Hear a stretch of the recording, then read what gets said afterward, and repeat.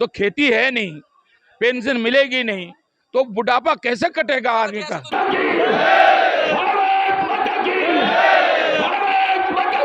कहीं उत्तराखंड की हरिद्वार जिले लोकसभा सीट से आप टिकट भी मांग कर रहे हैं, कांग्रेस से लोकसभा चुनाव लड़ने की तैयारी, तो आज यहाँ हरिद्वार जिले पहुंचे हैं इनकी मांग को लेकर। एक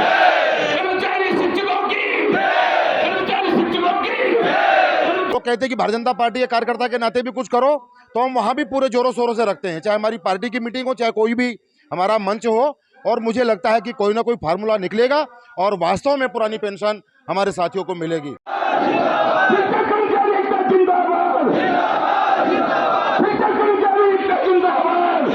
हम इस लड़ाई को लड़ेंगे।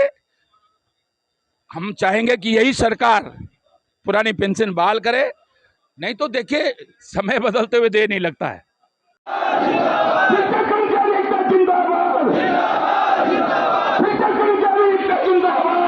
की बात करें तो 1.5 लाख से अधिक शिक्षक कर्मचारी पेंशनविहीन है और जो समय समय पर सरकार से आंदोलन के रूप में पुरानी पेंशन की मांग कर रहा है। और 1.5 लाख कर्मचारी है, 1.5 लाख को आप 5 से गुना कर लीजिए, आप स्वयं गणित के साथी होंगे, तो 1.5 लाख अगर 5 से गुना करें तो कितना यानी कि आने वाले चुनाव पर फर्क पड़ सकते हैं।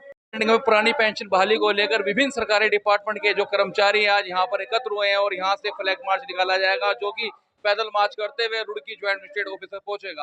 आपको बता दें कि हमारे साथ जो पुरानी पेंशन बहाली को लेकर जो यूनियन के उपाध्यक्ष हैं चंद्रहास सिंह जी, उनसे बात करेंगे वो क्या कहना चाहते हैं, और भी यहाँ पर प्रवक्ता है उनसे बात करेंगे वो क्या कहना चाहेंगे। जिस तरह से आज यहाँ पर लंबे समय से उत्तराखंड सरकार से मांग चलती आ रही है कि पुरानी पेंशन बहाल की जाए, आखिर क्या कारण है कि आपकी जो मांग है वो पूरी नहीं कर रही है सरकार? आंदोलन ऐसा नहीं कि सरकार हमारी बात को समझ नहीं पा रही, सरकार हमारी बात को समझ रही है। अभी विगत में आपने वित्त मंत्री भारत सरकार का एक बयान पढ़ा होगा कि एनपीएस में संशोधन की बात सरकार ने कही है, तो वो इस आंदोलन का ही एक असर का एक हिस्सा है। दूसरी बात, इस आंदोलन की बदौलत ही राष्ट्रीय अध्यक्ष विजय कुमार बंधु जी के नेतृत्व में जो पूरे भारत में आंदोलन चल रहा है, 5 राज्यों में जो पुरानी पेंशन बहाल हुई है वो इसी आंदोलन का एक हिस्सा है। देख रहे हैं कि आम आदमी पार्टी सर बताया 5 राज्य सरकारों ने कर दिया है इस चीज को, पंजाब ने भी करने को, उत्तराखंड कर रहा है, क्या कारण है? उत्तराखंड भी इस मांग को बहुत जल्दी से समझेगा, क्योंकि आज पुरानी पेंशन बहाली का मुद्दा एक राजनीतिक मुद्दा बन चुका है और हाल ही में 2 राज्यों के चुनाव हैं, परिणाम आते हैं उत्तराखंड की सरजमी भी, जो उत्तराखंड की जो राजनीति है वो कहीं ना कहीं जाकर इस मुद्दे को, इस आंदोलन को समझने का काम करेगी। देख पा रहे हैं कहीं ना कहीं आपको राजनीतिक सपोर्ट मिल रहा है कि अन्य पार्टी के यहाँ पर किसानों के लोग भी यहाँ, कांग्रेस के लोग भी यहाँ पहुंचे हैं, पूर्व कैबिनेट मंत्री यहाँ पे हरक सिंह रावत पहुंचे हैं जो कि कांग्रेस की लीडर है, क्या कहना चाहिए? जी, इस संदर्भ में मैं आपको पहली बात तो धन्यवाद अर्पित करना चाहूँगा, क्योंकि आपने बहुत एक महत्वपूर्ण मुद्दे पर बात को कहा है। इस मुद्दे पर मात्र राजनीतिक पार्टी ही यानी कि इस मुद्दे में अपना सहयोग समर्थन साझा नहीं कर रही, बल्कि जितने सामाजिक संगठन हैं वे भी इसमें अपना सहयोग समर्थन कर रहे हैं, क्योंकि ये मुद्दा, ये आंदोलन जन आंदोलन है और जन भावनाओं से जुड़ा मुद्दा है। उत्तराखंड की सरजमी की बात करें तो 1.5 लाख से अधिक शिक्षक कर्मचारी पेंशनविहीन है और जो समय समय पर सरकार से आंदोलन के रूप में पुरानी पेंशन की मांग कर रहा है। और 1.5 लाख कर्मचारी है, 1.5 लाख को आप 5 से गुना कर लीजिए, आप स्वयं गणित के साथी होंगे, तो 1.5 लाख अगर 5 से गुना करें तो कितना यानी कि आने वाले चुनाव पर फर्क पड़ सकते हैं। पिछली बार आपने बताया कि मांग तो हमारी लगातार चलती आ रही है, तो ऐसा क्या मांग रखी है जिससे सरकार में कोई ऐसा प्रभाव पड़े कि आप कर सके कुछ? जब से ये आंदोलन आरंभ हुआ है तब से लेकर आज तक, और जब तक पुरानी पेंशन बहाल नहीं होगी, राष्ट्रीय अध्यक्ष विजय कुमार बंधु जी की एक ही मांग होगी, पुरानी पेंशन बहाल हो, पुरानी पेंशन बहाल हो। चलिए, पुरानी पेंशन बहाल हो, उस चीज को लेकर आंदोलन कर रहे हैं। हमारे साथ माध्यमिक शिक्षक संघ के प्रदेश अध्यक्ष डॉक्टर अनिल शर्मा जी हैं, उनसे भी बात कर लेते हैं, वो क्या कहना चाहेंगे। सर, क्या कहना चाहेंगे शिक्षक संघ के लिए? जी देखिए, 2005 में जब ये बदलाव हुआ था तो उस समय उसका अंदाजा नहीं था, और जब हमारे लोग सेवानिवृत्त, हमारे साथी सेवानिवृत्त होने लगे और जब उनको 1500-2000 रुपये की पेंशन मिली, तब जाकर के लगा कि वास्तव में जो पेंशन हमारे बुढ़ापे का सहारा होती है वो हमसे छीन ली गई है और आगे जीवन अंधकारमय दिखता है। तब जाकर के लोगों में जागरूकता आई और मैं समझता हूँ कि पिछले 4-5 वर्षों से ये कार्यक्रम चल रहा है और अब इस आंदोलन का ही प्रभाव है कि केंद्र सरकार के वित्त मंत्री ने कमेटी गठित की है, वो चर्चा कर रहे हैं। और मुझे लगता है, मुझे लोग कहते हैं कि भारतीय जनता पार्टी के कार्यकर्ता के नाते भी कुछ करो, तो हम वहां भी पूरे जोरों शोरों से रखते हैं, चाहे हमारी पार्टी की मीटिंग हो, चाहे कोई भी हमारा मंच हो। और मुझे लगता है कि कोई ना कोई फार्मूला निकलेगा और वास्तव में पुरानी पेंशन हमारे साथियों को मिलेगी। आप मानते हैं कहीं ना कहीं सरकार की नाकामी इसमें साबित आ रही है कि लंबे समय से जो आंदोलन कर रहे हैं यार कर्मचारी, उस चीज को लेकर आप क्या कहना है? देखिए- भाजपा देखिए, सरकार की नाकामियां है कहीं यहाँ ना मैंने जैसा कहा कि हम यहाँ ना कांग्रेसी ना भाजपाई ना किसी भी संगठन, हम बहुत सारे संगठनों के, आज सिंचाई विभाग के लोग यहाँ हैं, आज विद्युत विभाग के लोग यहाँ हैं, पीडब्ल्यूडी के हैं, शिक्षक हैं, कर्मचारी हैं, सारे लोग यहाँ पर हैं और सब अपने अधिकार की लड़ाई लड़ रहे हैं। हमारा मुद्दा कांग्रेस और बसपा का, सपा का नहीं है। जहाँ जो भी सरकार है तो हम उसके सामने अपनी बात रख रहे हैं और निश्चित रूप से हमारा आंदोलन सफल होगा और हमारे नए साथियों को पुरानी पेंशन मिलेगी। सभी साथियों को पुरानी पेंशन मिलेगी, ऐसा कहना है जो माध्यमिक शिक्षा संघ के प्रदेश अध्यक्ष डॉक्टर नील शर्मा है उनका। हमारे साथ प्रदेश उपाध्यक्ष माध्यमिक शिक्षा संघ त्यागी जी भी हैं। क्या कहना चाहोगे साहब? मेरा अपना मानना है कि कर्मचारियों की बुढ़ापे का जो सहारा होता है पेंशन, ये उन्हें मिलना चाहिए और हम अपने स्तर से लगातार प्रयास कर रहे हैं। हमारा उत्तराखंड माध्यमिक शिक्षक संघ हमारे सम्मानित प्रदेश अध्यक्ष डॉक्टर अनिल शर्मा जी के नेतृत्व में लगातार इस मांग को हर उचित मंच पर उठा रहा है और हमें पूरा विश्वास है कि प्रत्येक राज्य में जहां जिस भी पार्टी की सरकार हो वो कर्मचारियों की इस मांग पर सहानुभूतिपूर्वक विचार करेगी और शीघ्र ही हम सब लोगों की पुरानी पेंशन बहाल होगी, ऐसी मुझे पूरी उम्मीद है। आप ही की सरकार में रहे हैं, पहले कैबिनेट मंत्री, वो भी यहाँ पहुंचे हैं, आज कांग्रेस में हैं। क्या कहना चाहेंगे? कहीं ना कहीं राजनीतिक मुद्दा तो बनता ही है इस जगह पे देख करके ने।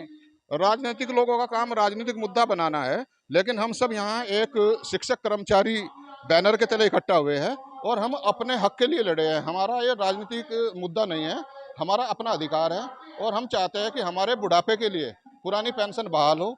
उसमें सभी शिक्षक कर्मचारी, चाहे वो किसी भी दल से कहीं ना कहीं जुड़ा हुआ होता है भावनात्मक रूप से। मान लो कि आप शिक्षा संघ है, लेकिन लेकिन लेकिन अगर बात की जाए, सिंह रावत जी की पत्नी भी शिक्षिका है। अच्छा, उनकी पत्नी भी आंदोलन कर रही है और वो पत्नी के लिए। जी तो और कहीं ना कहीं सभी राजनीतिक लोगों के अपने रिश्तेदार, अपने पारिवारिक सदस्य भी सरकारी सर्विस में है, तो उनके हितों के लिए उनका जो है बनता है ये चीज की वो भी उनके हितों के लिए लगे। सिंह साहब भी है, क्या कहना चाहोगे साहब? देखो, ये बहुत बड़ा मुद्दा है। पूरे, ये केवल उत्तराखंड में नहीं, पूरे भारत में इसका आंदोलन चल रहा है और बंधु जी के उसमें बैनर तले संघर्ष चल रहा है, नाम है OPS। और मैं समझता हूँ सरकारों को अच्छी तरह से जानकारी है, लेकिन उसके बाद भी कर्मचारियों की मांगों का ध्यान नहीं रखा जा रहा है।